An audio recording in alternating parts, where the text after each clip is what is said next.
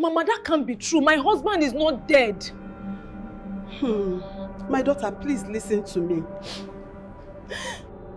What have I done to deserve this type of life? Why me? The day Goodness found out her husband was a ghost, she was standing in their bedroom holding his burial photograph. Not her photograph. It belonged to his mother. An old woman in a black wrapper who showed up at the apartment door that morning with red swollen eyes and a framed photograph pressed against her chest. She looked at Goodness and said 7 words that collapsed the entire world. She said, "My son has been dead for 3 years." Goodness laughed. She thought the woman was confused. She turned and called Emmanuel's name into the apartment. No answer. She walked to the bedroom. Empty. The kitchen. Empty. The bathroom. Empty. She came back to the door breathing faster now, and the old woman held up the photograph. Same face. Same eyes. Same smile. Goodness had been waking up next to for 7 months. But printed at the bottom in bold black letters were the words, Emmanuel Okafor. Beloved son. Gone too soon. Rest in peace. The date underneath was 3 years ago. Goodness did not scream. She just sat down slowly on the floor like her legs had made a quiet decision without telling the rest of her body. And every single strange thing she had ignored for 7 months came rushing back at once. Every cold night. Every blurred photograph. Every time she reached for him in the dark and felt nothing but freezing air where his body should have been. All of it arriving at the same time like a flood she had been holding back with her bare hands. She called me 30 minutes later, barely able to speak. All she said was, "Blessing, come. Please just come now. My name is Blessing." I was there from the very first day Emmanuel walked into Goodness's life. And I am telling you this story because someone needs to hear it. Someone needs to understand what desperation can make a person blind to in this city. If this story is already making your skin crawl, subscribe to Deep African Folktales right now. Because what I am about to tell you gets so much worse before it gets better. Goodness was 27 years old when she met Emmanuel, and her life was falling apart in the quiet way that Lagos destroys people who are trying their hardest and still losing. Her mother was sick in Ogun State. Hospital bills arriving faster than she could pay them. Rent 3 months overdue. 2 jobs lost in 1 year. She had borrowed from everyone she could, and the list of people she could still ask was dangerously short. I watched all of it from next door. I brought her food. I lent her money. But there is only so much a friend can do when the wall is already falling. Then one Tuesday afternoon on Oshodi Expressway, a black car stopped beside her at the bus stop. The man inside leaned out and asked if she needed a ride. His name was Emmanuel. Tall. Well-dressed. Calm in the way that people with real money are calm, like the noise and chaos of Lagos simply cannot touch them. He drove her home without asking for anything. He made her laugh 3 times before they reached Soralia. Goodness told me later she could not remember the last time someone had made her laugh 3 times in a single day. He asked for her number. She gave it to him. And that was how it started. Within 2 weeks, Emmanuel was taking Goodness to restaurants in Victoria Island where the menus had no prices. He cleared 3 months of her rent in 1 bank transfer. He paid her mother's entire hospital bill in Ogun State without being asked. Goodness called me from a hotel in Ikoyi crying and laughing, saying Blessing, this man was sent from God. I told her to slow down. I told her in Lagos when a man gives money this fast there is always something underneath it. She told me I was overthinking it. I was not overthinking it. The first strange thing happened 3 weeks after they met. Goodness brought me to finally meet Emmanuel at a suyo spot in Soralia.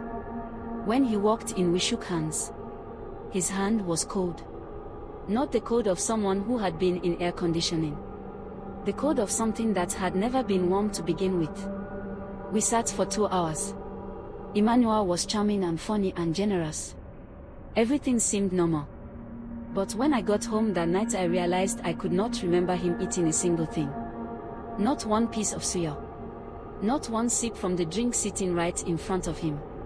2 hours at that table and not one memory of food going into his mouth. I pushed it to the back of my mind. The second strange thing happened 5 weeks after they met. Goodness called me at 2 in the morning. her voice trying very hard to sound calm. She said she had woken up and reached for Eniola beside her, and her hand went through him. Not around him. Through him. Like putting your hand through cold smoke. Then he solidified again and asked her what was wrong, and she told him she had a nightmare. She called me immediately after and said, "Blessing, please do not make this a big thing. I cannot lose this man. My mother is getting better because of him. My rent is paid because of him. Please just let me have this one good thing." I wanted to tell her that no money in this world is worth sleeping next to something that dissolves in the night. But I said nothing. And that is the part of this story I will never fully forgive myself for. They got married 2 months later. Small ceremony in Lekki. Eniola paid for everything. The guest on his side smiled and ate and left early without saying much. Nobody talked about where they were from or how they knew him. I was maid of honor. I smiled in all the photographs. I danced at the reception. I told myself that whatever Eniola was, he clearly cared about goodness. But that night when goodness showed me the wedding photographs, every single one that included Eniola was blurred. Not slightly. Blurred in the specific way something blurs when the camera cannot quite hold it. 3 cameras and 2 phones. Every person sharp and clear. Every photograph with Eniola in it, blurred like he was there, but the world could not fully confirm it. I looked at those photographs and felt something cold move through my chest. I said nothing. The marriage lasted 7 months before the old woman showed up at the door.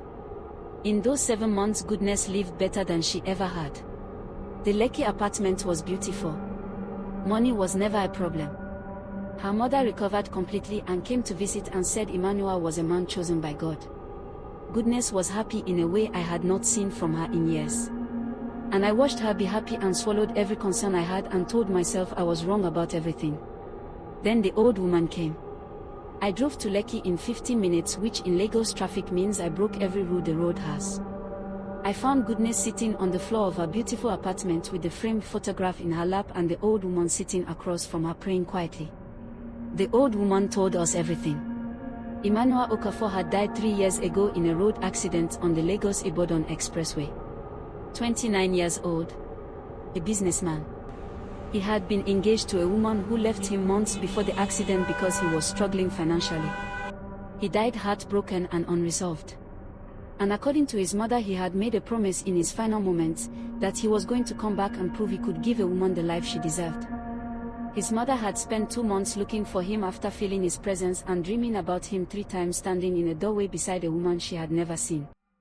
Goodness sat on the floor and listened to all of this without saying a single word. Then she said something I did not expect. She said, "I know." Quiet and flat and certain. Like she had known for a long time and had been living with it the way you live with something you are not ready to face because facing it means losing everything it brought with it. The old woman held Goodness's hands before she left and said, "My son chose you because you were suffering and he could not walk past suffering.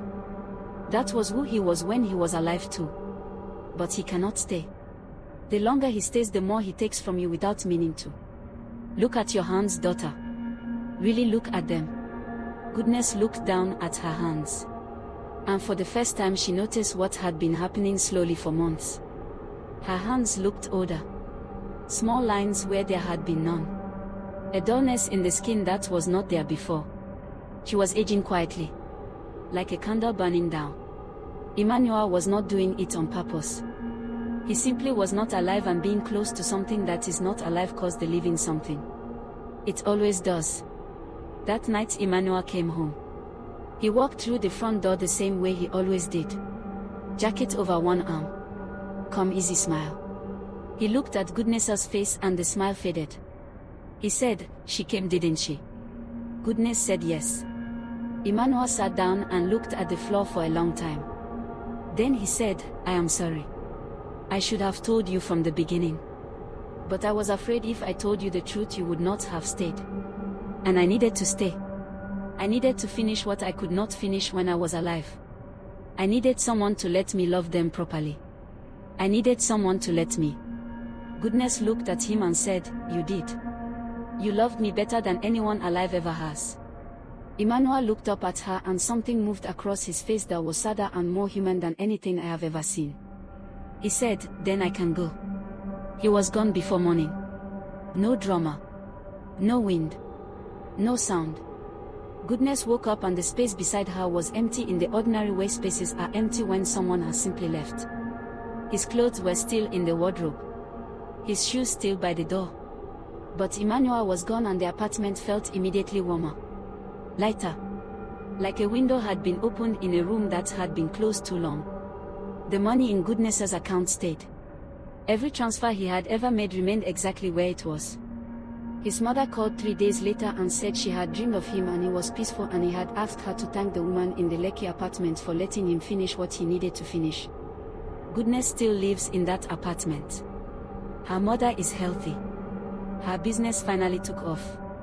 The lines on her hands faded slowly over the months after Eniola left and by the end of the year her skin looked like itself again. She kept one blurred wedding photograph. Just one. Framed it and put it on the shelf in the living room. She told me once that she does not regret any of it. She said, he was more real to me than most living people I have ever met. And sometimes real is not about whether someone has a heartbeat. Sometimes real is about whether they show up for you. And Eniola showed up. I think about that every time I walk past that photograph on her shelf. Lagos is a city of many things. Traffic and noise and heat and hustle and dreams that take too long and bills that come too fast. But it is also a city of stories that the daylight cannot hold. This is one of them. If this story moved you, share it with someone tonight. And subscribe to Deep African Folktales so you never miss another story like this one. We post every Monday, Wednesday and Friday and we promise you, it only gets more powerful from here.